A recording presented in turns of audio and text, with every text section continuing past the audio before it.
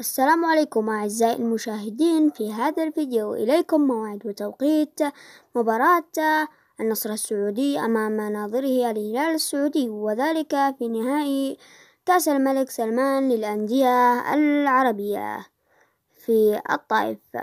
وأما الموعد والتوقيت 2023 شهر 8 تاريخ 12 يوم السبت، وذلك في تمام الساعة 9 مساء بتوقيت مكة المكرمة، مع القنوات الناقلة SSC سبورت الرياضية السعودية. ومن تتوقعون يفوز بهذه البطولة ويتوج بطلا للعرب؟